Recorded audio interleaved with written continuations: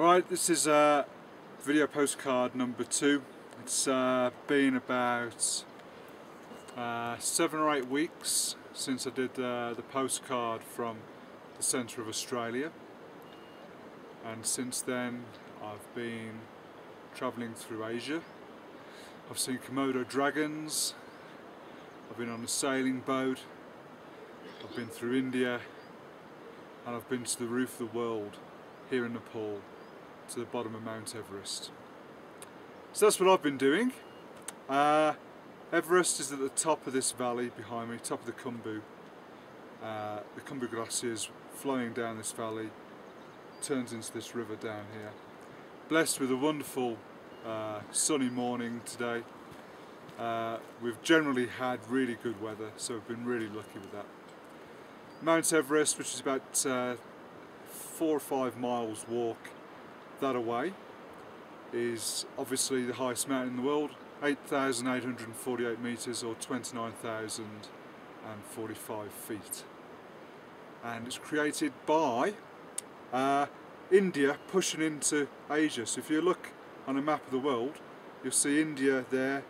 Actually originally was part of Australia, and when India broke away and started moving across the sea, it hit Asia about 700 or 800 million years ago, and when it hit the rest of Asia, it started to push up into Asia and create these high mountains which are now all around us.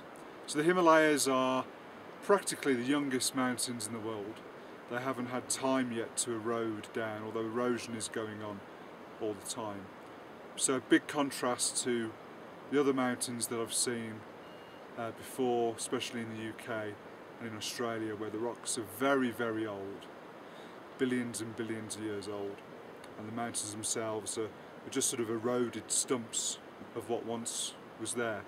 But the Himalayas, they're still growing. Everest is growing by 6 centimetres a year, so India is still pushing into Asia and still causing the mountains to get higher and higher and higher. So that's what's going on here. Quick geography lesson.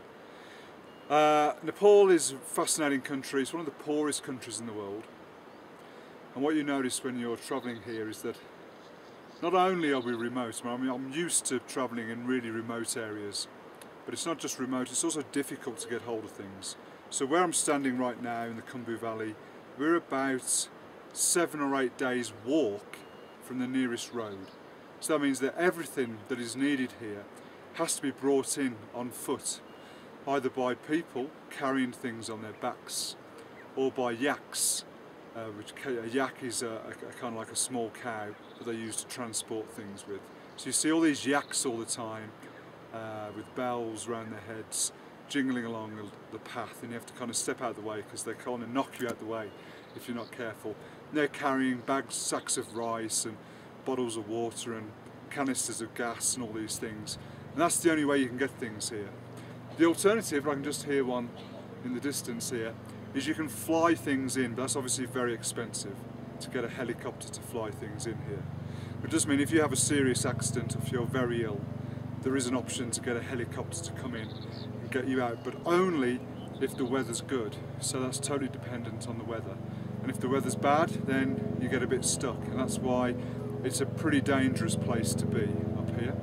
Not just the altitude, we're also at an altitude now where there's less oxygen in the air. It's slightly difficult to breathe, which I'm just experiencing now. It's not as bad here, but higher up, the last few days that we've spent right up near Everest and at Everest Base Camp itself, it's really difficult to breathe. So it's a really bizarre thing. So you take a walk along the flats, that's not too bad. As soon as you start walking up a hill, you can only go about 5 steps and you're totally out of breath, and you have to stop, have a rest, wait to recover a little bit and then walk a bit further. So it's a really weird sensation. And when you're coming back down, as we've been doing over the last 2 days now, straight away you begin to feel better. And last night was the first night in about 5 days that I've slept okay and was able to breathe properly. So just shows to go, it's a pretty tough place up here. Anyway, I'm going to leave that with you. There's also an Everest diary that I'm putting together, so you can have a look at that if you want to learn more about the Himalayas.